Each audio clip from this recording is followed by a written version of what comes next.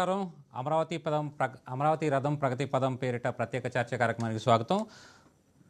Restart పేరిట అమరావతి రాజధాని నిర్మాణ పనులు పునఃప్రారంభం కానున్నాయి. రేపు మధ్యాహ్నం ప్రధాని చేతుల మీదుగా ఈ పనులను ప్రారంభిస్తారు.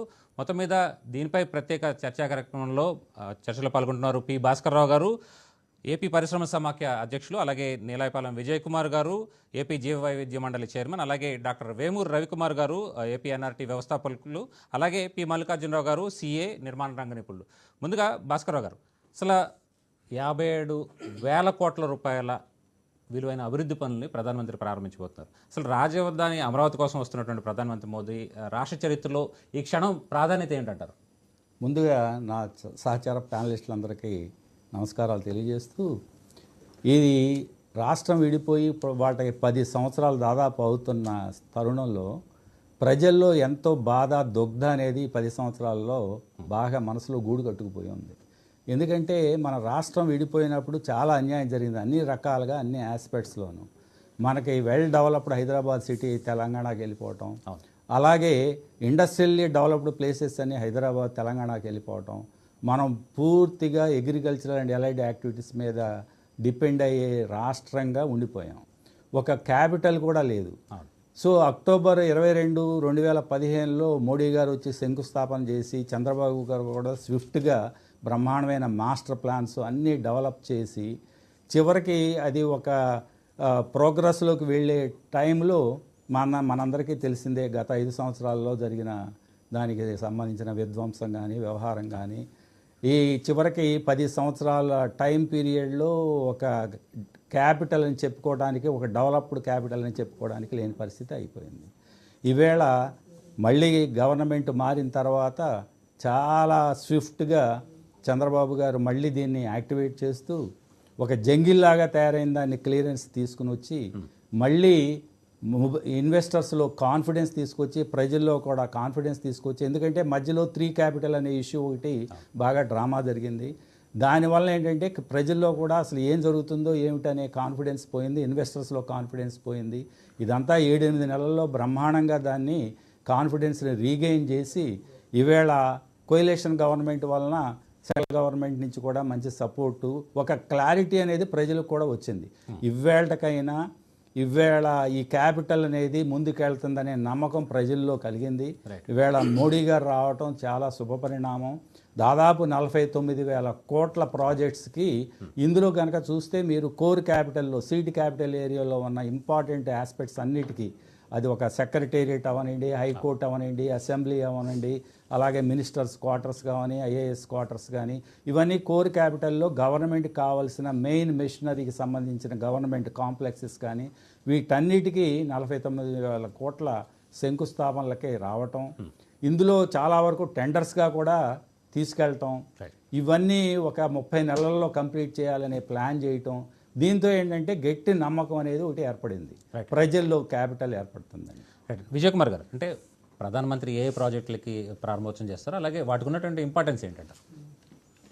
2016లో మనం అమరావతి ప్రారంభించినప్పుడు మన యొక్క మోటివ్ ఏంటంటే కళలు కనాలి, ఆ కళలు సాకారం చేసుకోవడానికి అహర్నిశలు ప్రయత్నించాలి అని మనం స్టార్ట్ చేసాం. కాకపోతే 2019 నుంచి కళలు కనడం కూడా తప్పు అని అప్పటి పాలకులు చెప్పారు.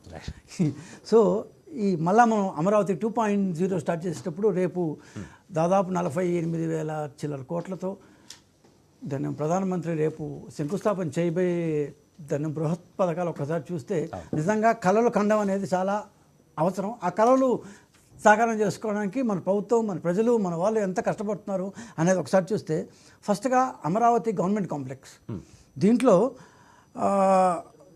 50 స్టోరీలు 50 అంతస్తులు కలిగిన జిఏడి దాన్ని ఇది బిల్డింగ్ 4 అంతస్తులు కలిగిన 4 టవర్స్, అది మన దాన్ని సెక్రటేరియట్. దీంతో పాటుగా హైకోర్టు 7 అంతస్తులు కలిగిన హైకోర్టు, తర్వాత సచివాలయము, అసెంబ్లీ, బోత్ కౌన్సిల్. ఇది అసెంబ్లీ దాదాపు 1,00,000 పైన దాని స్క్వేర్ ఫీట్తో చాలా సుందరంగా ఉంది దాని ఆర్ట్ చూస్తేనే. దెన్ 4,000 ఫ్లాట్స్, వేరియస్ అపార్ట్మెంట్ కాంప్లెక్స్లో 4,000 ఫ్లాట్లు కూడా రేపు దాని మోడీ గారు దాన్ని శంకుస్థాపన చేస్తారు. Social infrastructure, so seed access రోడ్లు, తర్వాత దాన్ని ట్రంక్ రోడ్స్, లేఅవుట్ రోడ్స్, అది కర్కశంగా ఆపేసిన హ్యాపీనెస్ట్ అనే ఒక బ్రహ్మాండమైన కాంప్లెక్స్ ఉంది.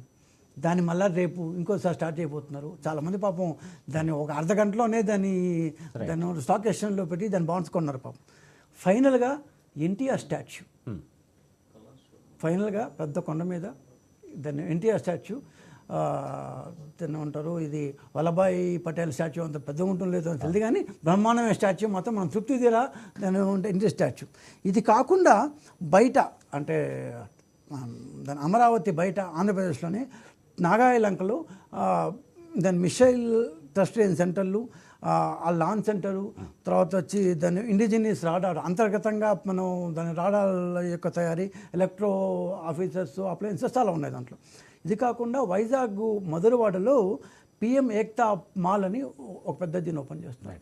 సో ఇట్లా దాన్ని డిఫరెంట్ ఆస్పెక్ట్స్కి, సో కోర్ క్యాపిటల్ ఏరియాలో 217 కిలోమీటర్లు ఎక్కడైతే మనం కోర్ క్యాపిటల్ ఏరియా ఉన్నామో, ఆ కోర్ క్యాపిటల్ ఉండే దాని హైకోర్టు, దాని సచివాలయం, ఇట్లా నేను చెప్పేదంతా అక్కడి నుంచి గవర్నమెంట్ కాంప్లెక్సెస్, ఈ సోషల్ ఇన్ఫ్రాస్ట్రక్చర్, ఇవంతా చేసి ఒక గవర్నమెంట్ స్ట్రక్చర్స్ ముందు చేస్తున్నాం. దాని చుట్టుపక్కల ఈ రైతులకు ఏదైతే మనం దాన్ని రిటర్నబుల్ ఫ్లాట్స్ ఇచ్చామో వాళ్ళ దగ్గర నుంచి దాన్ని ప్రైవేట్ వాళ్ళు నెక్స్ట్ ఫేజ్ ఆఫ్ ఇది దాన్ని స్టార్ట్ అవుతుంది. సో అన్నీ శుభప్రదంగానే దాని జరుగుతున్నాయి. సో ఖచ్చితంగా ఇది ఆగే తిన్నవంటే పందెపు గుర్రం కాదు, ఇది పరుగులెత్తే పందెపు గుర్రం, పంచకళ్యాణి. అంటే నేను ఎందుకు ఇన్ని అబ్జెక్టివ్స్ వాడుతున్నా అంటే, ఇన్ని విశేషణలు వాడుతున్నా అంటే, ఒకసారి దెబ్బతిన్నాం, ఒకసారి నిజంగా దెబ్బతిన్నాం. దెబ్బతిన్న వాళ్ళు ఎప్పుడూ కసిగానే ఉంటారు. రైట్. సో దెబ్బతిన్నప్పుడు దెబ్బతిన్నాం కాబట్టి ఆ కసి ఉంటుంది కాబట్టి ఖచ్చితంగా ఈసారి అమరావతి సక్సెస్ అవుతుంది. ఈ అశ్వమేధాన్ని ఎవరు ఆపలేరు, జగన్ కూడా ఆపలేడు. రవి గారు, అంటే రాజధాని అమరావతి అన్నది అవకాశాల స్వర్గం అన్నది ప్రభుత్వం చెబుతున్నమాట. అంటే మొదటి నుంచి చెప్తున్నటువంటి ఈ మాట చూస్తే రంగాల వారీగా ఏ అవకాశాలు అమరావతిలో ఉన్నాయంటారు? దీనికి నేను డైరెక్ట్గా సమాధానం చెప్పాను అనుకోండి, ఈ రంగంలో ఇన్ని ఉద్యోగాలన్నీ, మీ ప్రేక్షకులంతా డిసప్పాయింట్ అయిపోతారు. మన ఆంధ్రప్రదేశ్లో ఉన్న సామాన్యుల థింకింగ్ ప్రాసెస్ కానీ, మీడియా కవరేజ్ కానీ ఎప్పుడూ ఐటీ చుట్టూ తిరుగుతూ ఉంటుంది. కానీ మీరు ఇండియా మొత్తం మీద చూస్తే ఒక 50 లక్షలు ఐటీ ఉద్యోగాలు ఉంటే 50 కోట్లు మిగిలిన ఉద్యోగాలు ఉన్నాయి కదా. సో అందరూ ఐటీలో పనిచేస్తే మిగిలిన ఎవరు పనిచేస్తారు? మీకు తెలిసే ఉండి ఉంటుంది, ముఖ్యమంత్రి గారు జాబ్స్ ప్రైమరీ ఇంపార్టెన్స్ కింద పెట్టుకున్నారు క్యాంపెయిన్ ప్రపోజల్లో. ఒక 20 lakh జాబ్స్ క్రియేట్ చేయడానికి ఒక ప్లాన్ గీమన్నారు. దానికోసమని ఆంధ్రప్రదేశ్ మొజాయిక్ ఎట్లా ఉంది అసలు, అంటే అండర్ ఎంప్లాయిడ్ కానీ అన్ఎంప్లాయిడ్ కానీ ఎంతమంది ఉన్నారు, ఎట్లాంటి వాళ్ళు ఉన్నారు అనేది చూసాం. మీకు సర్ప్రైజింగ్ థింగ్ ఏంటంటే మనకు ఒక 28 లక్షల మంది గ్రాడ్యుయేట్స్ ఉన్నారు, ఉద్యోగం లేని వాళ్ళు కానీ అండర్ ఎంప్లాయిడ్ కానీ. కానీ దాంతో కంపేర్ చేస్తే 1.1 crore నాన్ గ్రాడ్యుయేట్స్ ఉన్నారు. సో ఇప్పుడు మనకు అర్థమవుతుంది కదా. సో మనం ఎంతసేపు ఎన్ని ఐటీ ఉద్యోగాలు క్రియేట్ అయినాయి, ఇవి అవ్వకపోతే ఇంక అవ్వలేదు అనుకుంటాం. ప్రపంచం మొత్తం మీద చూస్తే highest employment creator is construction activity and housing. So దానికోసమనే ఇప్పుడు ఈ 1.1 crore మనం జాబులు చూపించాలంటే మనం ఐటీ ఉద్యోగాలు తీసుకొస్తే సరిపోదు. వీళ్ళు సోకాళ్ళు సామాన్యులు, వాళ్ళు లేకపోతే ప్రపంచం స్లో అవ్వదు, ఆగిపోద్ది. ఎందుకంటే ఇప్పుడు చెప్తాను. సో ఈ మన కన్స్ట్రక్షన్ దాంట్లో నెంబర్స్ కావాలంటే ప్రతి 1000 square feetకి సుమారుగా 10 జాబులు క్రియేట్ అవుతాయి. సో ఈ నగరం అనేది ఒక్కసారి 4 బిల్డింగ్లు కడుతుంటే అయిపోదు. నెక్స్ట్ 50 ఏళ్ళు 100 ఏళ్ళు నడుస్తుంది. ఇది మనం హైదరాబాద్, బెంగళూరు చూసాం కదా. సో ఇది ఈ కన్స్ట్రక్షన్లోనే మెజారిటీ ఆఫ్ జాబ్లు క్రియేట్ అవుతాయి. దీంట్లో అన్ని ఇటుకలు మోసేవాళ్ళు అనుకోకూడదు. మోడర్న్ వొకేషనల్ జాబ్స్లో lot of technologies involved. IT అంటే ఏం చేస్తున్నాము, మనం కంప్యూటర్ చేత పని చేయిస్తున్నాం కదా. ఇక్కడ వేరే ఎక్విప్మెంట్ చేత పని చేయిస్తాం. ఎలివేటర్లు పని చేయించవచ్చు, ఆపరేటర్లు పని చేయించవచ్చు, కన్స్ట్రక్షన్ ఎక్విప్మెంట్ పని చేయొచ్చు. ఇవి చాలా మంచి ఉద్యోగాలు, ఈ వొకేషనల్ ఉద్యోగాలు. మన జనాలకు తెలియదు ఏంటంటే ఇంటర్నేషనల్గా కూడా డిమాండ్ ఉంది వీటికే. ఇప్పుడు ఐటీ వాటికి డిమాండ్ లేదు. సో మీరు ఇన్ఫ్రాస్ట్రక్చర్ ఉద్యోగాలు నెంబర్ 1 అండి. ఇప్పుడు నుంచి నెక్స్ట్ 50 years దాకా ఉంటాయి, మనకేం ప్రాబ్లం లేదు. నెక్స్ట్ మనం ఏ ఇండస్ట్రీ మీద ఫోకస్ పెడుతున్నాం అనేది. తర్వాత మీరు 2 స్టేజ్ల కింద డివైడ్ చేయొచ్చు. క్యాపిటల్ బిల్డింగ్ స్టేజ్, తర్వాత ఆపరేటింగ్ కదా. మీరు బిల్డింగ్ స్టేజ్లో ఎన్ని ఉద్యోగాలు ఉంటాయో ఆపరేటింగ్ స్టేజ్లో ఆల్మోస్ట్ అన్నీ ఉంటాయి. అంటే మీకు ఏసీ మెకానికల్ కావాలి, మీకు హౌస్ కీపింగ్ ఎంప్లాయీస్ కావాలి, తర్వాత ఎలక్ట్రీషియన్లు కావాలి. ఇవన్నీ ఏంటంటే కామన్ ఉద్యోగాలు. ఇవన్నీ కళ్ళ కనపట్టలేదు మనకి ఆంధ్రప్రదేశ్లో. మీరు వరల్డ్ మొత్తం చూస్తే, మీరు అమెరికాలో ఎస్పెషల్లీ మీరు ప్లంబర్స్కి, ఎలక్ట్రీషియన్లకి ఉన్న డిమాండ్ ఐటీ వాళ్ళకి లేదు. ఐటీ వాళ్ళకి వచ్చే జీతాలకి 3 రేట్లు వస్తాయి. మన వాళ్ళు బయటికి వెళ్ళాలన్నా కానీ, యూరోప్ వెళ్ళాలన్నా వొకేషనల్ జాబ్స్ వాళ్ళకి రెడీమేడ్గా వస్తున్నాయి, ఐటీ వాళ్ళకి రావట్లేదు. అంటే ఇవన్నీ దశలవారీగా వస్తాయంటారా, లేకపోతే ఒకేసారి వచ్చే అవకాశం ఉందంటారా? కన్స్ట్రక్షన్ ఎమ్మటే వచ్చేస్తాయండి మనకు మొదలు పెట్టంగానే. మెయింటెనెన్స్ ఫేజ్లోకి వెళ్ళినప్పుడు ఇప్పుడు ఈ బిల్డింగ్స్ మెయింటైన్ చేయాలి కదా. అవును. ప్రతి బిల్డింగ్కి నేను చెప్పిన వాళ్ళందరూ కావాలి కదా. మీకు ప్లంబర్స్ కావాలి, మీకు ఎలక్ట్రీషియన్లు కావాలి, ఏసీ మెకానిక్స్ కావాలి. సో ఇది ఫర్ ఎవర్ అనమాట. ఇప్పుడు ఆ 1.1 crore అడ్రస్ చేయడానికి మనకి బాగా పనికొస్తాయి. అంటే మనకి జనరేట్ అయ్యే ఉద్యోగాల్లో నేను కూడా 80% vocational jobs, 20% only intellectual jobs or IP based అనమాట. అంటే ఐటీ కానీ, బయోటెక్నాలజీ కానీ, అవి ఏ పర్టికులర్ సెక్టర్లో మనం బాగా పైకి వెళ్తాం అనేది మన చీఫ్ మినిస్టర్ గారి విజన్ బట్టి ఇప్పుడు ఉందనుకోవడం ఈ క్వాంటమ్ కంప్యూటింగ్ కానీ, డీప్ టెక్నాలజీ కానీ అనుకుంటున్నాము. Obviously there will be many other fields. It could be biotechnology, it could be energy savings. ఈ కన్స్ట్రక్షన్స్ అడ్వాంటేజ్ ఏంటంటే, ప్రపంచంలో ఇట్లా కొత్తగా సిటీ కడుతుంది ఆల్మోస్ట్ ఇదే కదా. ఇప్పుడు సౌదీ అరేబియా తీసేస్తే మన వాళ్ళు ఎక్స్పర్ట్లు అయిపోతారు దీంట్లో. అందులో మన టెరైన్ మీకు తెలుసు కదా, వాటర్ ఉంటుంది, గులకరాళ్ళు ఉంటాయి, మట్టి ఉంటుంది, మనకి కొంచెం స్టేబుల్ బేసిస్ కావాలి. ఇది వరల్డ్లో మొత్తం మన వాళ్ళు ఎక్కడికి వెళ్ళినా పని చేయగలుగుతారు ఇక్కడ నేర్చుకుంటే. Right sir. మల్లికార్జునరావు గారు, అంటే ప్రధాని మోదీ శంకుస్థాపన చేయనున్నటువంటి అమరావతిలోనే 49,000 కోట్లు ఉంది, బయట ఇంకా 8,000 కోట్ల ప్రాజెక్టులు ఉన్నాయి. ఒక్కసారిగా ఈ పనులన్నీ గ్రౌండ్ అయితే కనుక ఆ ఇంపాక్ట్ ఎలా ఉంటుందంటారు రాష్ట్రం మీద? ముఖ్యంగా ఈరోజు దేశంలో నెలకొన్నటువంటి కొన్ని ప్రత్యేక పరిస్థితులు, పాల్గాంలో యాత్రికుల మీద జరిగినటువంటి దాడి నేపథ్యంలో ఒక ఉద్రిక్త వాతావరణంలో దేశం మొత్తం ఉన్నప్పటికీ కూడా ఈ కొత్తగా ఈ అమరావతి అమరావతి రాజధానికి సంబంధించి పునర్నిర్మాణ కార్యక్రమం ప్రారంభోత్సవానికి ప్రధానమంత్రి మోడీ గారు సమయం వెచ్చించి రావడం అనేది చాలా ఆహ్వానించదగినటువంటి విషయం. ముఖ్యంగా గత 5 సంవత్సరాలలో, అంటే 2019 నుంచి 24 వరకు ఈ రాష్ట్రంలో జరిగినటువంటి విధ్వంసకర పాలనలో మరి పూర్తిగా ఇన్వెస్టర్స్ అందరికీ కూడా ఈ రాష్ట్రంలో పెట్టుబడులు పెట్టాలంటే ఒక విశ్వాసం కోల్పోయినటువంటి పరిస్థితుల్లో మళ్ళా ఆ విశ్వాసాన్ని పొందాలన్నటువంటి ఆలోచనతోటి గౌరవ ముఖ్యమంత్రి చంద్రబాబు నాయుడు గారు చేస్తున్నటువంటి కృషిలో భాగంగా ఈరోజు ప్రధానమంత్రి గారు రావటం, మరి సుమారుగా 58,000 కోట్ల రూపాయల పనులకు సంబంధించి మరి ప్రారంభోత్సవాలు చేయడం అనేది చాలా ఆహ్వానించదగినటువంటి పరిణామం. ముఖ్యంగా ఇంత భారీ స్థాయిలో పెట్టుబడులు తీసుకొచ్చినప్పుడు ఇన్వెస్టర్ల కాన్ఫిడెన్స్ వస్తుంది. అలాగే గత 5 సంవత్సరాలుగా దాదాపుగా రాష్ట్రంలో అన్ని రంగాలు కూడా కుదేలైనటువంటి పరిస్థితుల్లో మళ్ళా ఆ రంగాలన్నీ కూడా పునర్జీవింపబడాలి, ఉపాధి అవకాశాలు పెరగడం కోసం కూడా ఈ ఇన్వెస్ట్మెంట్ అనేది ఉపయోగపడుతుందని భావిస్తున్నాం. అలాగే మరి ఒక డబుల్ ఇంజిన్ సర్కార్ ప్రస్తుతం ఆంధ్రప్రదేశ్ రాష్ట్రంలో ఉంది. ఇది ఆచరణలో కూడా డబుల్ ఇంజిన్ లాగా వర్క్ చేస్తుంది అన్నటువంటి విషయాన్ని కూడా మరి ప్రజలకు తెలియజేస్తారని చెప్పి ఆశిస్తున్నాం. అలాగే చూసాం 2014-19లో అప్పటి కేంద్ర ప్రభుత్వం అమరావతి రాజధానికి సంబంధించి కేవలం 1,500 కోట్ల రూపాయలు మాత్రం ఇచ్చింది. అలాగే గౌరవ ప్రధానమంత్రి గారు అప్పుడు శంకుస్థాపనకు వచ్చినప్పుడు వారు ఇచ్చినటువంటి మరి అది విమర్శ ఇప్పుడు చేయటం కరెక్ట్ కాదు, కానీ ప్రజల్లో ఉన్నటువంటి అపోహ ఒకటి ఏంటంటే ఒక ముంత మట్టి ఓ చెంబు నీళ్ళు ఇచ్చి వెళ్ళిపోయారు తప్ప ఏం చేశారన్నటువంటి ఒక అపప్రద ఉంది. మరి ఆ అపప్రదని కూడా మరి ఈరోజు పోగొట్టుకోవడం కోసం గౌరవ ప్రధానమంత్రి గారు అక్కడి నుంచి రావడం, 58,000 కోట్ల పనులకి శంకుస్థాపన చేయడం అనేది మంచిది. అలాగే ఈ 58,000 కోట్ల రూపాయల కంటే రాజధానిలో సుమారుగా ఒక 48,000-49,000 కోట్ల రూపాయల వర్కులు చేస్తూ ఉన్నారు. వీటన్నిటికి సంబంధించినటువంటి ఆర్థిక వనరులను కూడా మరి సాధించుకోవడంలో విభజన చట్టంలో పేర్కొనబడిన విధంగా నూతనంగా ఏర్పడినటువంటి ఆంధ్రప్రదేశ్ రాజధాని నిర్మాణానికి కావాల్సినటువంటి నిధులన్నీ సమకూరుస్తామని చెప్పి విభజన చట్టంలో పేర్కొన్నారు. ఆ తర్వాత కూడా మొన్న ఎలక్షన్లప్పుడు కూడా ప్రధానమంత్రి గారు చెప్పారు అక్కడ రాష్ట్ర ప్రభుత్వం పదే వృద్ధి రేట్ అంటుంది, జిఎస్డిపి అంటుంది. దాని పెంపుకు సంబంధించి ఏమన్నా ఇది ఇంపాక్ట్ చూపిస్తుందా? తప్పకుండా చూపిస్తుందండి. ఒక 58,000 సుమారు ఒక 60,000 కోట్ల రూపాయల పెట్టుబడులు పెట్టినప్పుడు ఆటోమేటిక్గా అది మరి రొటేట్ అవుతున్నది. దాని మీద వచ్చేటటువంటి జిఎస్టీ కానివ్వండి, అలాగే దానివల్ల కలగజేసేటటువంటి కొత్తగా ఉపాధి అవకాశాల మూలన కానీ ప్రజల యొక్క జీవన ప్రమాణాలు పెరగడం కానీ వేతనాలు పెరిగినప్పుడు ఆటోమేటిక్గా జిఎస్టీపీ అనేది పెరుగుతుంది, తద్వారా రాష్ట్రానికి ఆదాయం పెరుగుతుంది. దిస్ ఈజ్ సైక్లికల్ ఎఫెక్ట్ అండి. ఇది రైట్, ఖచ్చితంగా ఇది ఆహ్వానించదగినటువంటి విషయం ఇది. రైట్. భాస్కర్ గారు, అంటే జాతీయ అంతర్జాతీయ స్థాయి పెట్టుబడులను ఆకర్షించడంలో అమరావతి లాంటి మెగా నగరాల పాత్ర ఏమిటి, అసలు ఆ కోణంలో మన రాజధాని ప్లానింగ్ ఎలా ఉండబోతుందంట? ఈ ఒక ఏ స్టేట్కైనా ఏ కంట్రీకైనా ప్రస్తుతం కనుక మీరు అబ్జర్వ్ చేస్తే మెగా సిటీస్ ఉన్న చోటే ఎకనామిక్ గ్రోత్ కానీ మల్టిప్లైయర్ ఎఫెక్ట్ కానీ జరుగుతూ ఉంది. మన చుట్టుపక్కల సదరన్ స్టేట్స్ తీసుకుంటే ఈవేళ హైదరాబాదు దాదాపు 60% తెలంగాణ జీడిపి కంట్రిబ్యూట్ చేస్తుంది ఒక్క సిటీ.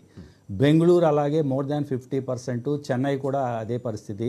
దాదాపు మనం కనుక చూస్తే ఇన్ టర్మ్స్ ఆఫ్ ల్యాక్స్ కనుక చెప్తే ఒక Bengaluru 9.2 lakh crore every year జీడిపిలో కంట్రిబ్యూట్ చేస్తుంది. మన రాష్ట్రంలో ప్రస్తుతంగా చూసుకుంటే విజయవాడ అంతా కలిపి ఒక 2 lakhs crore కూడా లేదు, గుంటూరు ఏమో 27,000 crores, ఇట్లా అన్నీ కలిపి ఒక 2 lakh crore కూడా మనకున్న ఎగ్జిస్టింగ్ సిటీస్ కంట్రిబ్యూట్ చేయట్లేదు. సో ఈవేళ ఒక మెగా సిటీ కనుక లేకపోతే మనకి ఆంధ్రప్రదేశ్కి ఎకనామిక్ గ్రోత్ అనేది రాదు. మీరు కనుక చూస్తే ఈ గ్రీన్ ఫీల్డ్ సిటీ అనేది ఒక అద్భుతమైన కాన్సెప్ట్ తీసుకురావడం జరిగింది చంద్రబాబు గారు. సో మొత్తం పెట్టుబడులు వాళ్ళ కనుక ఇందాకే రవి గారు చెప్పినట్టు ప్రపంచవ్యాప్తంగా ఒక గ్రీన్ ఫీల్డ్ క్యాపిటల్ సిటీగా డెవలప్ అవుతుంది ఈ ఒక అమరావతి. ఇప్పుడు మనకు గుజరాత్లో గిఫ్ట్ సిటీ తీసుకున్నా, డొలేరా తీసుకున్నా, లేకపోతే యూఏఈలో మట్సర్ తీసుకున్నా, ఇట్లాంటి క్యాపిటల్స్ అన్నీ ఒక సెక్టర్ బేస్డ్గా డెవలప్ అవుతామనే కానీ ఒక క్యాపిటల్ సిటీగా డెవలప్ అవుతుంది మాత్రం ఒక అమరావతి. సో దీంతో పాటుగా ఇందులో ఏంటంటే అద్భుతంగా ఒక 9 థిమాటిక్ సిటీస్ లాగా with in the Amaravati 9 thematic cities clear కట్గా ఫైనాన్స్ అని, నాలెడ్జ్ అని, మీడియా అని, టూరిజం అని, ఇట్లా గవర్నమెంట్ కాంప్లెక్స్లని ఇట్లాంటివన్నీ అద్భుతంగా ప్లాన్ చేయడం జరిగింది. ప్రపంచ దృష్టి అంతా ఇప్పుడు అమరావతి మీద ఉంది. సో ఇది డెఫినెట్గా ఫారిన్ ఇన్వెస్ట్మెంట్స్ విపరీతంగా అంతర్జాతీయ జాతీయ పెట్టుబడులు రావడానికి అవకాశం ఉంది. ఈవేళ ఈ 45,000 కోట్లే కాదు, దాదాపు నెక్స్ట్ మీరు కనుక చూస్తే 4-5 సంవత్సరాలు ఇది గవర్నమెంట్ పెట్టుబడులు మౌలిక సదుపాయాలకి, గవర్నమెంట్ కాంప్లెక్సెస్కి, ప్రైవేట్ ఇన్వెస్ట్మెంట్స్ ఈ 33,000 ఎకరాలకు సంబంధించిన ప్రైవేట్ డెవలప్మెంట్స్ కనుక స్టార్ట్ అయినప్పుడు లక్షల కోట్ల ఇన్వెస్ట్మెంట్ ఉంటుంది. వీటన్నిటికీ అద్భుతమైన ప్రాజెక్ట్స్ ఇందులో ప్లాన్ చేశారు. వీటన్నిటికీ అంతర్జాతీయ పెట్టుబడులు అలాగే ఆ కంపెనీల ఇన్వాల్వ్మెంట్ ఉంటుంది. దీంతో పాటుగా ఏంటంటే కాస్మోపాలిటన్ సిటీ లాగా దీన్ని ప్లాన్ చేయాల్సిన అవసరం ఉంది స్టార్టింగ్ నుంచి కూడా. అప్పుడు అదే పరిస్థితిలో ఉన్నప్పుడే మనకి ఇతర దేశాల నుంచి కానీ ఎక్కడి నుంచి కానీ పెట్టుబడులు ఎక్కువ వచ్చే అవకాశాలు ఉన్నాయి. సో ఇది ఏమాత్రం మనం అనుమానించాల్సిన అవసరం లేదు. ఇది అద్భుతమైన గ్రీన్ ఫీల్డ్ సిటీ. ఇది కంట్రీ ఎకానమీకే కంట్రిబ్యూట్ చేస్తుందని మా గట్టి నమ్మకం.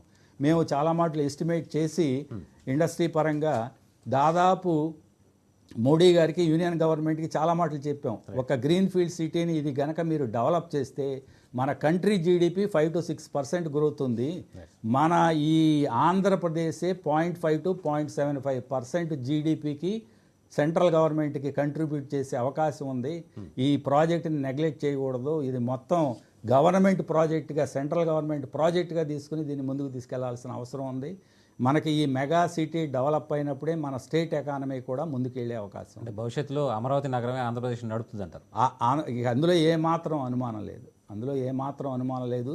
మనకి ఒక రాబోయే ఇప్పుడు మనకి 2030కి దాదాపు 2050కి 3.5 మిలియన్ పాపులేషను ఈ అమరావతి వరకే ఎస్టిమేట్ చేశారు. ఈవేళ మొదలయ్యి ఒక 6 నెలలు కూడా కాలేదు యాక్చువల్ డెవలప్మెంటల్ వర్క్స్. అప్పుడే మనకి ల్యాండ్ షార్టేజ్ వస్తుందేమో, ఇంకా ల్యాండ్ని ఎక్కువగా పూల్ చేసుకోవాల్సిన అవసరం ఉంది. రాబోయే ప్రాజెక్ట్స్కి ఈ షార్టేజ్ లేకుండా ఇప్పటి నుంచే మనం బీజం వేసుకోవాలనే ప్లాన్ కూడా అది రైట్ డైరెక్షన్లో ఉంది. Right sir. విజయ్ కుమార్ గారు, అంటే అమరావతిలో 2015 వర్క్స్ మొదలైనవి, ఆ తర్వాత ఇప్పుడు ప్రధాని పర్యటన తర్వాత జరిగినటువంటి ముఖ చిత్రం ఎలా మారబోతుందంటారు? సార్ 2016 ఈ 19లో మనం సీడ్ యాక్సెస్ రోడ్ స్టార్ట్ చేసాం. కొంత లే చేసాం, 224 కిలోమీటర్స్ అనుకుంటాను చేసాం. తర్వాత సెక్రటరీ కట్టాము, దాని అసెంబ్లీ, హైకోర్టులో కట్టుకున్నాం. అంతే టెంపరీ అని కానీ ఆ రోజుకి సరిపోయే విధంగా మనం దాన్ని కట్టుకున్నాం. రాష్ట్ర కేంద్ర ప్రభుత్వ సంస్థలకి దాని భూములు ఇచ్చాము. వాళ్ళు ఎవరు ఇంకా ఏమి ఇది పెట్టలేదు. దాని SRM, VIT and I think both universities వచ్చే అమృత ఇప్పుడు జస్ట్ స్టార్ట్ అయింది. సో ఇది మనం 2016 to 19 వచ్చి 19 to 24 మొత్తం బ్లాక్అవుట్. శ్మశానం చేస్తానని చెప్పి ఖచ్చితంగా శ్మశానమే చేసిపోయారు. బట్ అమరావతి 2.0 రేపు మోడీ గారు ఓపెన్ చేసి పోయిన తర్వాత మనకు ఒక మౌలికమైన ఇదేంటంటే లాస్ట్ టైంకి ఈ టైంకి మనం ఒప్పుకోవాల్సిన ఒక సత్యం ఏంటంటే లాస్ట్ టైం మన దగ్గర క్యాష్ లేదు, చేతిలో క్యాష్ లేదు. చేతిలో డబ్బు లేకుండా లోన్ లేకుండా ఇల్లు కట్టడం ఎంత కష్టమో ఆ ఇల్లు కట్టి చూడు ఏదో అంటారు సామెత. సో ఈసారి మన దగ్గర క్యాష్ ఉంది. క్యాష్ ఉంది అంటే మన దగ్గర ఆల్రెడీ మనకు దాన్ని కమిట్ అయిన ఫైనాన్షియల్ ఇన్స్టిట్యూషన్స్ ఉన్నాయి. దాన్ని వరల్డ్ బ్యాంకు, దాని ఏషియన్ డెవలప్మెంట్ వాళ్ళు బోత్ కలిపి ఇస్తామన్న 15,000 crores, తర్వాత దాని జర్మన్ ఫైనాన్షియల్ వాళ్ళు ఇస్తారన్న ఒక 5,000 crores, హట్కో ఇస్తారన్న 11,000 crores, ప్లస్ టిడ్కో ఇల్లు కట్టి 5 సంవత్సరాలు 6 సంవత్సరాలుగా అట్లే ఉన్నాయి, దాని ఇంకో 4,000 crores. సో మొత్తం 35,000 కోట్ల రూపాయలు మినిమం మన దగ్గర ఫేజ్ వైజ్ మన యాక్టివిటీస్ పోయే కొద్దీ వాళ్ళు ఇస్తూ ఉంటారు. So we have a ready cash. So bank loan వచ్చింది కాబట్టి ఈజీగా ఇల్లు కట్టుకోవచ్చు అంటాం కదా, ఆ టైప్లో ఉంది. సో దీంట్లో ఇప్పుడు నిధుల కొరత అనేది లేదు.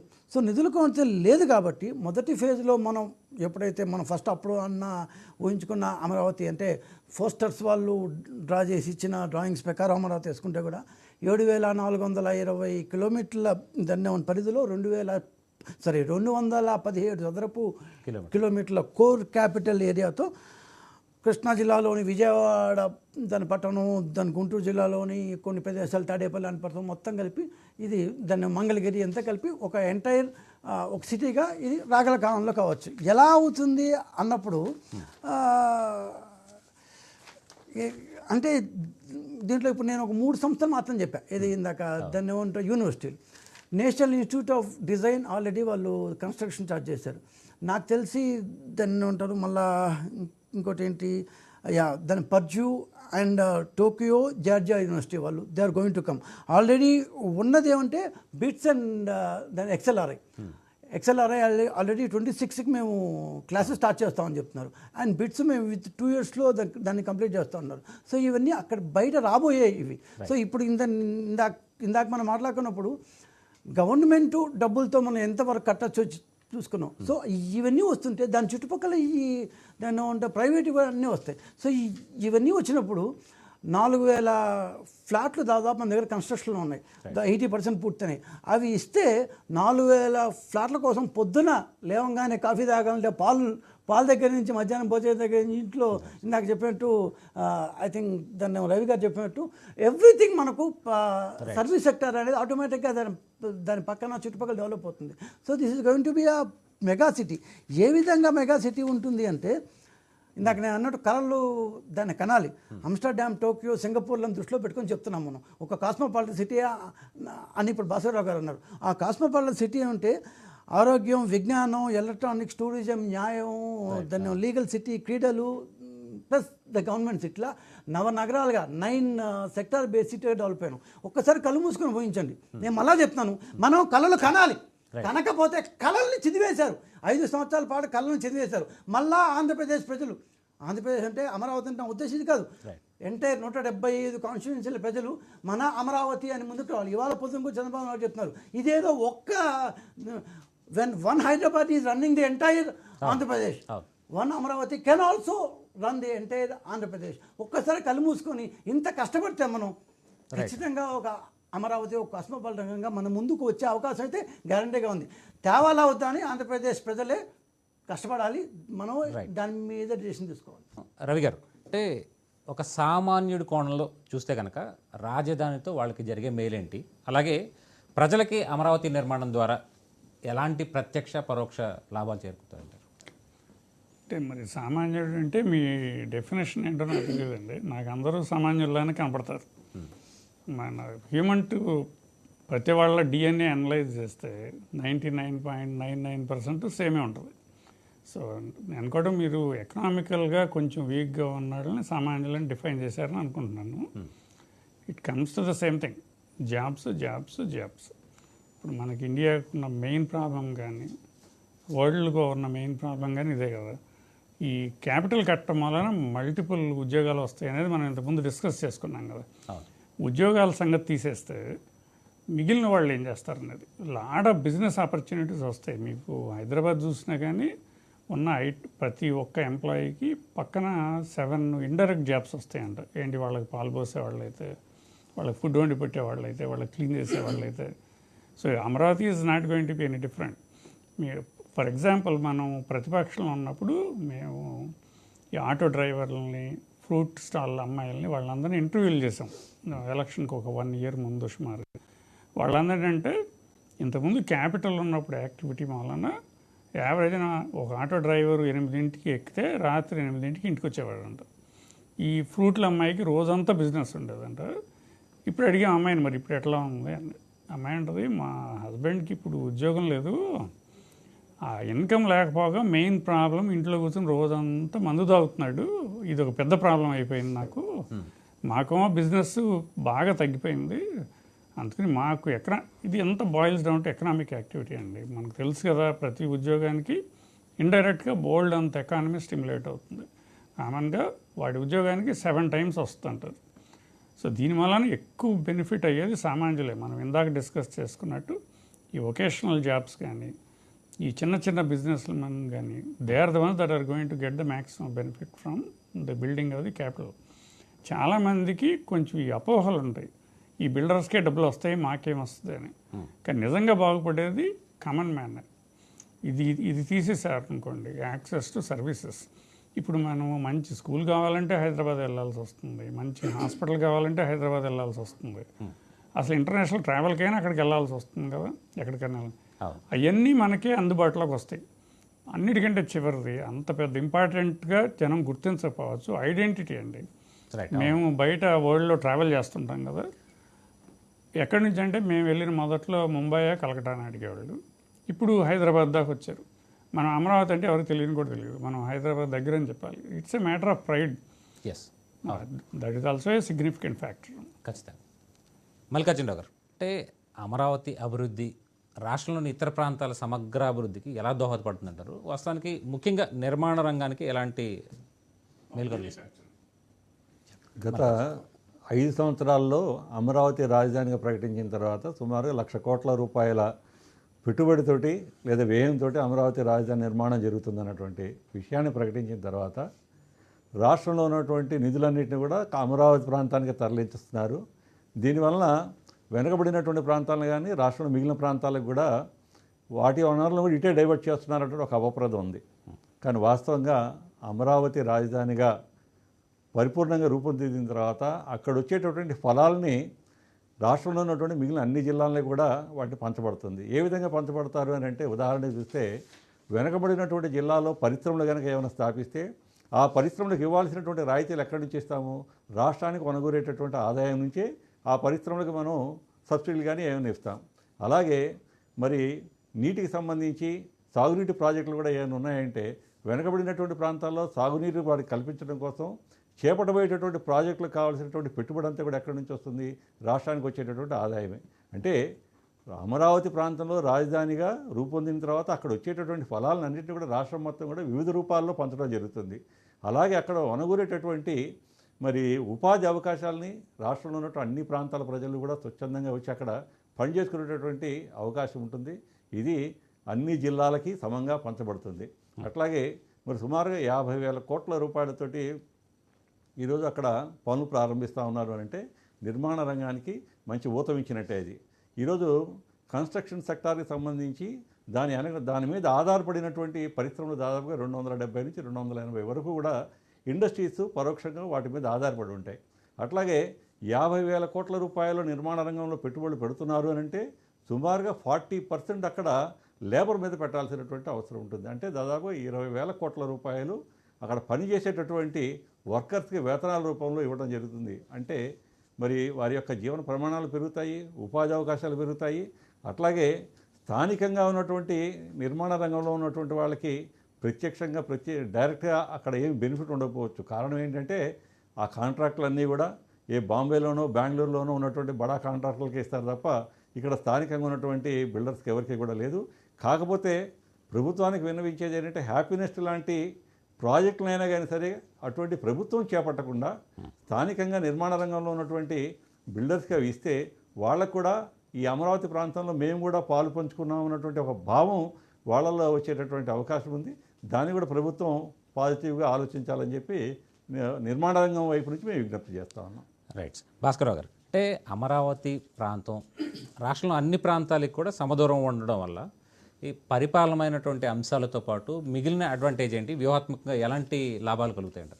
ఇది ఏ మాత్రం అనుమానం లేకుండా ఇది అద్భుతమైన లొకేషన్ అనేది చూజ్ చేయడం జరిగింది. ఇది స్ట్రాటజిక్గా కానీ లేకపోతే జియోగ్రఫికల్ అడ్వాంటేజెస్తో కానీ సెంట్రల్ ప్లేస్ ఇది లొకేషన్. మనం చూస్తే విజయవాడకి బిగ్గెస్ట్ రైల్వే జంక్షన్ ఉండటం కానీ, బిగ్గెస్ట్ బస్ టెర్మినస్ కానీ, అది ఎప్పటి నుంచో ఒక 50-100 సంవత్సరాల నుంచి ఇది ఒక లాజిస్టిక్ హబ్గా, ట్రాన్స్పోర్ట్ హబ్గా ఉండటం కానీ ఇవన్నీ ఉన్నాయి. వీటితో పాటుగా మనకేంటంటే ఇవాళ ఎయిర్పోర్ట్ కానీ లేకపోతే వాటర్, ఒక క్యాపిటల్ సిటీకి మెయిన్గా కావాల్సింది వాటర్ కానీ పవర్ కానీ ఇట్లాంటివన్నీ మనకి కృష్ణా రివర్ ఉండటం వలన, పులిచింతల ప్రాజెక్టు, పట్టిసీమ ప్రాజెక్ట్స్, వీటన్నిటి వలన ఒక అద్భుతంగా ఒక సిటీ డెవలప్ అయ్యే అవకాశం సెంట్రల్ లొకేషన్గా. వీటితో పాటుగా ఏంటంటే ముఖ్యంగా మనం కనుక చూస్తే వేళ నేషనల్ కారిడార్స్ వెళ్ళటం విజయవాడ మీద నుంచి చెన్నై విశాఖపట్నం ఇండస్ట్రియల్ కారిడార్ కానీ, అట్లాగే కోస్టల్ కారిడార్స్, తర్వాత మనకి క్యాపిటల్ సిటీకి దగ్గరలో మచిలీపట్నం పోర్ట్ అనేది రావటం, ఇట్లా వీటన్నిటి వలన ఓవరాల్గా ఏంటంటే దీని యొక్క ఇంపాక్ట్ మిగతా ప్రాంతాల్లో కూడా పడుతుంది. ఇక అనుమానం లేకుండా నా పర్సనల్ ఫీలింగ్ ఏంటంటే ఇది ఒక మల్టిప్లైయర్ ఎఫెక్ట్గా అన్ని రాష్ట్రం ఇవాళ కనుక చూస్తే మనకి అమరావతి నుంచి అనంతపురం వరకు మళ్ళీ ఒక ట్రంక్ లైన్ వేస్తూ ఉన్నారు.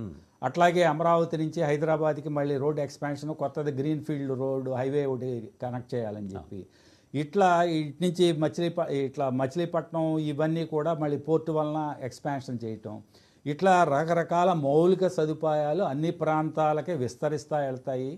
సెంట్రల్ లొకేషన్ వలన ప్రజలందరికీ అందుబాటులో ఉంటుంది. వీటితో పాటుగా ఏంటంటే గవర్నమెంట్ కూడా ఇది ఒక క్యాపిటల్ సిటీగా డెవలప్ చేస్తూ మిగతా ప్రాంతాలను అభివృద్ధి చేయాలని చెప్పి ఇప్పుడు నిన్నగాక మొన్నే ఒక మీటింగ్ జరిగింది. డిఫెన్స్ అండ్ ఏరోస్పేస్ కారిడార్స్ని మనం ఆంధ్రప్రదేశ్లో ఒక కారిడార్స్గా డెవలప్ చేయాలనుకున్నప్పుడు రాయలసీమ అనువైన ప్రాంతం తిరుపతి నుంచి అటు బెంగళూరు వరకు, అట్లాగే మనకి విశాఖపట్నం కనుక చూస్తే financial and IT capital hub లాగా దాన్ని క్రియేట్ జరుగుతూ ఉంది. దాని మీద కూడా ప్రయత్నాలు. సో అన్ని ప్రాంతాలని డెవలప్ చేస్తూ సెంట్రల్ లొకేషన్ ఉండటం వలన ఇది సౌత్ ఈస్ట్ ఏషియాకి ఒక గేట్వేగా కూడా డెవలప్ అయ్యే అవకాశాలు ఉన్నాయి. మనకేంటంటే ఈ పోర్ట్స్ అనేది ఒక 7 మేజర్ పోర్ట్స్ ఉండటం, ఇంకా కొన్ని మైనర్ పోర్ట్స్ని డెవలప్ చేయటం, సౌత్ ఈస్ట్ ఏషియన్ కంట్రీస్కి మనకి అతి దగ్గర ప్లేస్లో ఉంటాం. అందువలన దీన్ని కనుక ప్రాపర్గా ప్రమోట్ చేయగలిగితే సౌత్ ఈస్ట్ ఏషియా గేట్వేగా డెవలప్ అయ్యి మన ఎకానమీకి కూడా ఎంతో బూస్ట్ వస్తుంది. అంటే పరిశ్రమలకు సంబంధించిన వ్యక్తిగా, ప్రతినిధిగా మీరు ఈ ఐడెంటిటీ, ఇందాక రవి గారు చెప్పారు, అమరావతి ఐడెంటిటీని ఎలా చూస్తారు?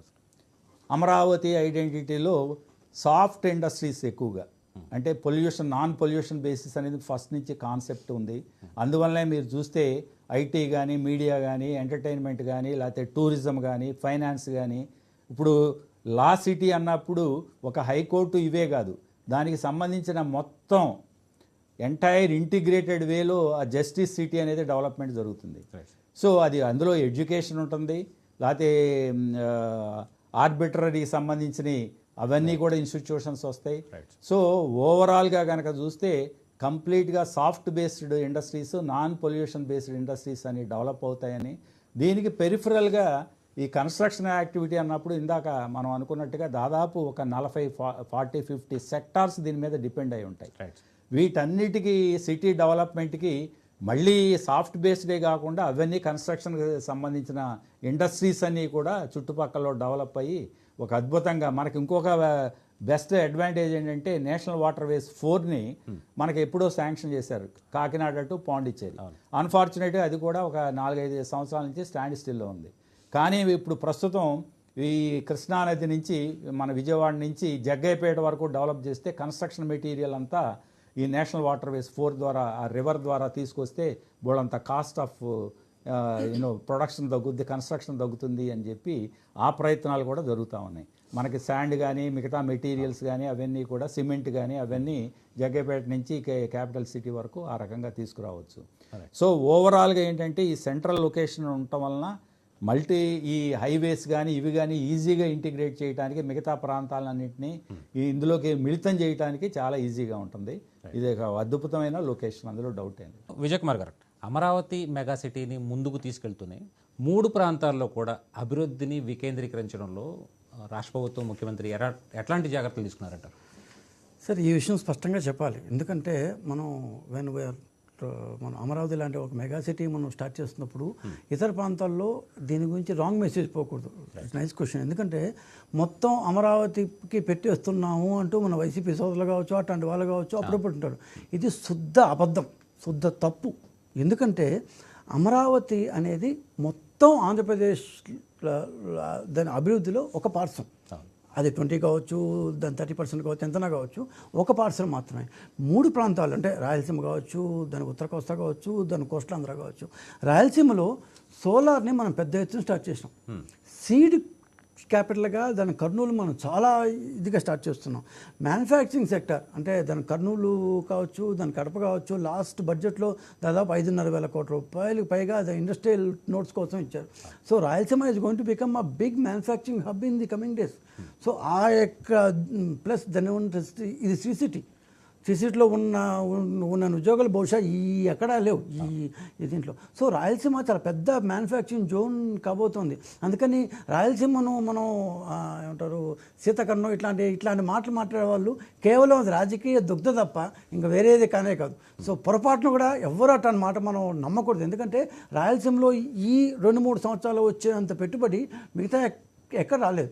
అట్ ది సేమ్ టైం ఉత్తర కోస్తా అసలు మమ్మల్ని మర్చిపోయారు అని చాలామంది అంటుంటారు. కానే కాదు. ఎందుకంటే ఒక్క ఆర్సెలార్ మిట్టల్ కానీ వచ్చే సంవత్సరానికి అది సాకారం అయితే నన్ను అడిగితే ఆర్సెలార్ ఇది మిట్టల్ అంత పెద్ద పరిశ్రమ మన భారతదేశంలో ఒక్కసారిగా ఎప్పుడు రాలేదు. వాళ్ళు 20 years జార్ఖండ్లో they have tried everything, they have tried. Finally అదే అంత కోలు రిజర్వ్స్ ఇచ్చే శక్తి ఏ రాష్ట్రం లేదు. మనం ఇస్తామని మనకున్న అడ్వాంటేజ్ సార్ మొత్తం ఇస్తున్నాము. ఎందుకంటే ఆర్సెలార్ మిట్టల్ ఒక్కటే చాలు. కానీ ఒకటే కాదు, ఫైనాన్స్ అండ్ ఐటీ ఈ రెండింటిని ఆల్రెడీ టీసీఎస్ వైజాగ్లో వచ్చేసింది. 2-3 రోజుల క్రితం ముఖ్యమంత్రి గారు ఎక్కడో మాట్లాడుతూ గూగుల్ కూడా వస్తుంది వైజాగ్ స్పష్టంగా చెప్పారు. ఆయన నోట్లో అంత ఈజీగా ఒక మాట రాదు. సో అందుకని ఇట్లాంటి ఇది వస్తున్నప్పుడు ఆ ఎంటైర్ ఏరియా ఇప్పటికే వైజాగ్ దాన్ని 9th biggest city in India. రాగలకాలంలో ఏమంటారు టాప్ 6, టాప్ 7లోకి ఇన్ టర్మ్స్ ఆఫ్ జీడిపి వచ్చినా కూడా మేము ఆశ్చర్యపడిన అవసరం లేదు. ఎందుకంటే అన్ని రకాలుగా వస్తుంది. దెన్ కోస్టల్ ఆంధ్ర మనకు ఉండే ఇప్పుడు సార్ నేను చెప్తూ ఉన్నారు Bhaskar garu, gateway of south eastern. So మనకు Ramayapatnam port, Saudi Aramco plus BPCL వాళ్ళ ఇది రిఫైన్ ఈ రెండు కనుక నెక్స్ట్ 3-4-5 సంవత్సరాల్లో కనుక అది ఫస్ట్ ఫేజ్, సెకండ్ ఫేజ్ ఏదో ఫేజ్ వైజ్ పూర్తయితే, అంటే ఇందాక నేను అన్నట్టు మళ్ళీ చెప్తాను, ఆ కళల్ని ఆ విజన్ చూడాలంటే కూడా ఒక శక్తి కావాలి. సో ఈ coastal Andhra then Polavaram. So Polavaram దాదాపు 80% ఈ కంప్లీట్ స్టేజ్కి వచ్చింది.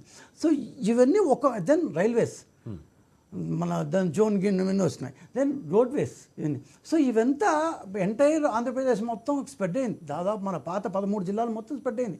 ఏ జిల్లా కాలేదు. మీరు దాని సౌదీ ఆరామ్కో దాని బీపీసీఎల్ వస్తే నెల్లూరు, ఒంగోలు జిల్లాల ఇదే మారిపోతుంది. ఆల్రెడీ కృష్ణపట్నం హ్యాస్ బికమ్ దాని సార్ట్ ఆఫ్ పోర్ట్.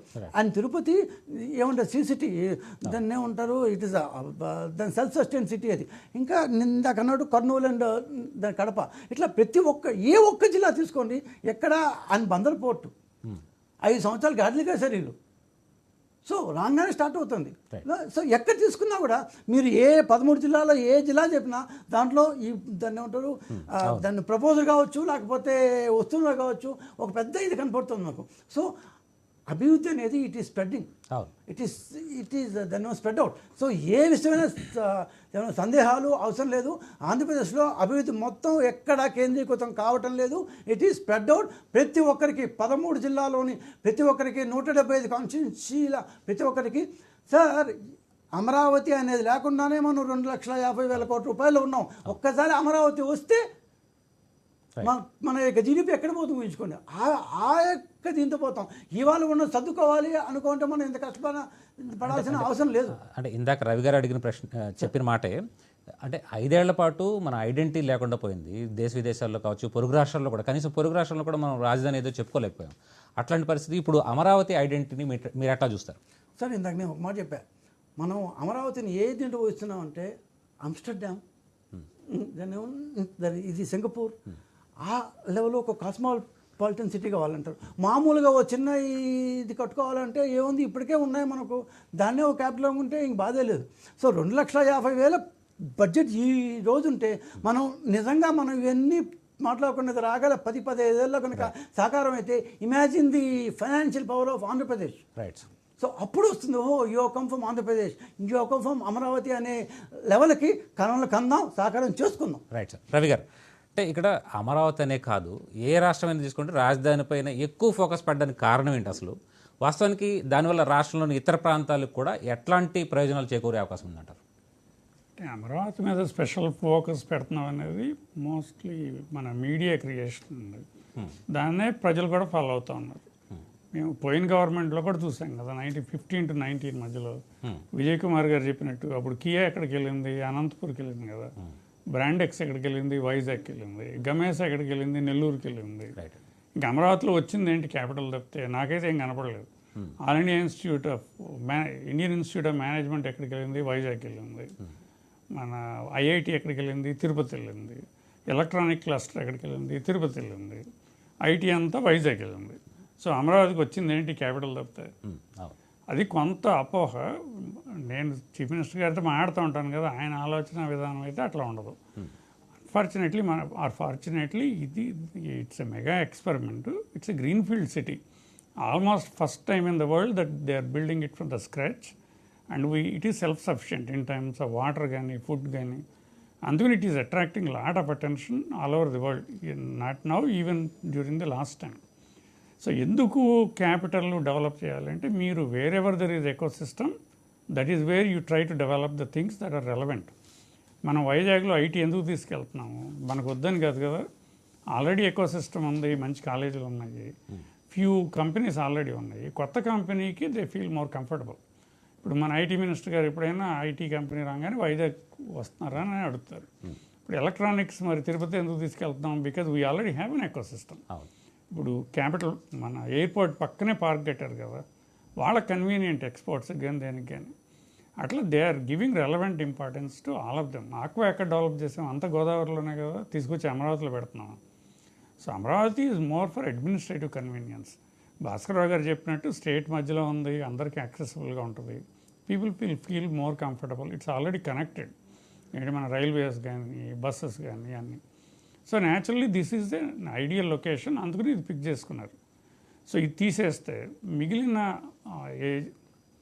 ఎందుకు ఒక చోట ఎక్కువ ఫోకస్ పెట్టాలంటే it's a matter of efficiency అండి.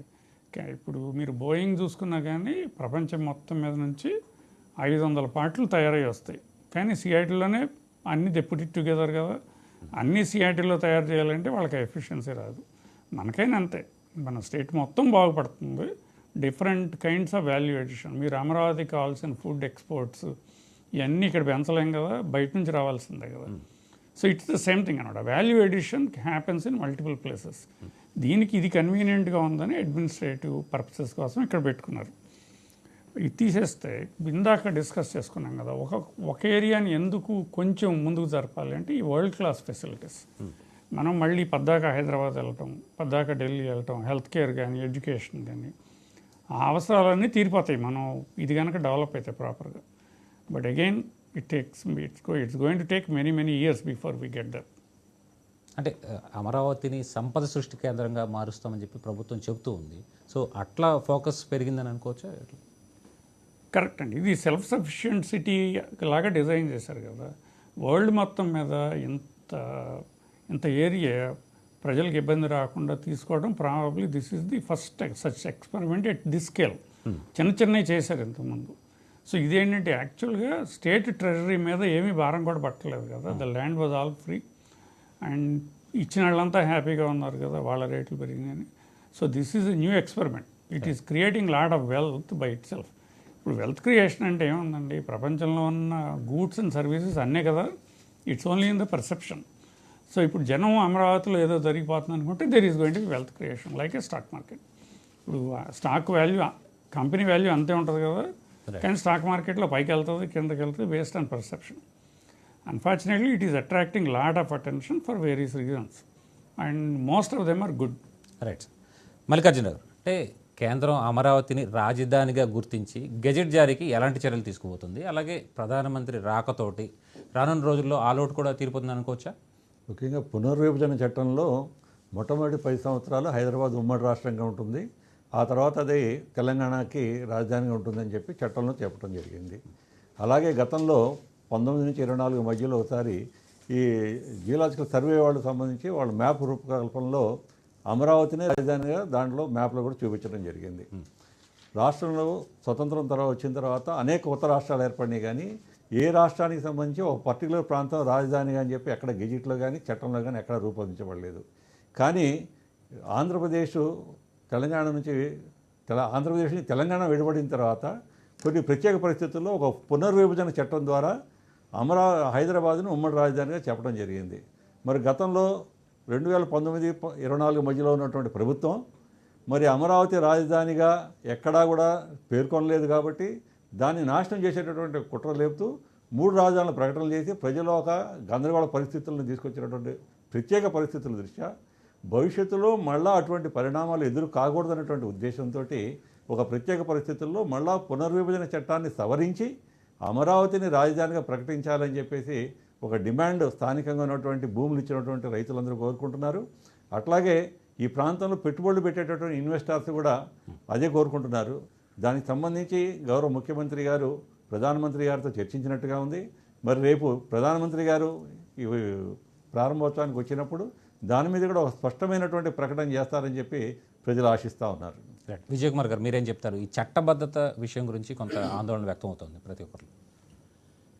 సార్, ఇది మన మీడియాలో వచ్చే ఒక్కొక్క న్యూస్ని దాని కన్జంప్షన్ ఉన్నప్పుడు ఇట్లాంటి దాని డిఫరెన్సెస్ తప్ప స్థూలంగా 2014లో మన స్టేటు విభజన జరిగిన తర్వాత 2015-16లో సెంట్రల్ గవర్నమెంట్ అమరావతి క్యాపిటల్గా ఉంటుంది. ఆ తర్వాత దాన్ని 2024 హైదరాబాద్ దాని ఉమ్మడి క్యాపిటల్ సీజ్ అయిపోయిన అప్పటి నుంచి కేంద్రం ఎప్పుడు వెనకపోయిన దాఖలాలు లేవు. ఈవెన్ 2019-24లో కూడా ఈవెన్ హైకోర్టు కూడా దాన్ని ఒప్పుకోలేదు.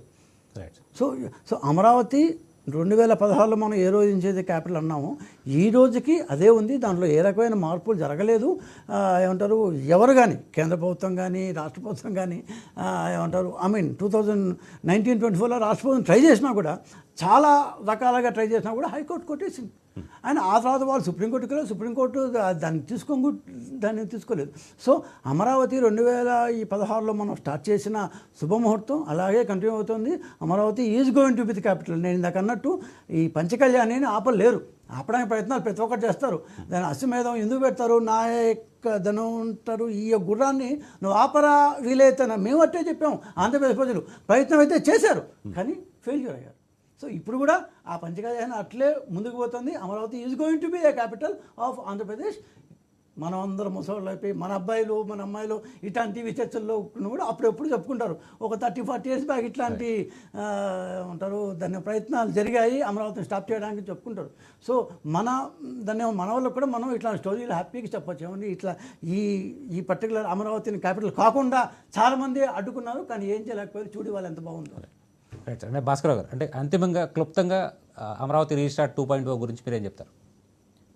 ఇది చాలా శుభ పరిణామం. మళ్ళీ ప్రజలందరిలోనూ కాన్ఫిడెన్స్ అనేది పెరిగింది. ముఖ్యంగా ఈ ఒక్క పాయింట్లో ఇప్పుడు వరకు ఏమీ లీగల్గా ఏమి జరగకపోయినా పార్లమెంటు చట్టం ద్వారా దీన్ని అమరావతి క్యాపిటల్ అని చెప్పి అనౌన్స్ చేయించడం, చట్టం చేయడం అనేది చాలా అవసరం కూడా. ఎందుకంటే ఇన్వెస్టర్స్ కానీ ప్రజలకు కానీ ఇంకా ల్యాండ్ పూలింగ్ చేయాల్సిన అవసరం ఉంది. ఇట్లాంటి వాటన్నిటికీ భయాందోళనల్ని నిర్మూలించడానికి ఇది తప్పకోకుండా ఈ అమరావతి క్యాపిటల్ డెవలప్మెంట్ అనేది ఆగదు అని గట్టి నమ్మకం. ఇది ఎకానమీ, మన స్టేట్ ఎకానమీకి బ్రహ్మాండమైన డ్రైవర్గా పనికొస్తుంది. రైట్ సార్, ధన్యవాదాలండి మీ అందరికీ చర్చా కార్యక్రమం పాల్గొన్నందుకు. నమస్కారం.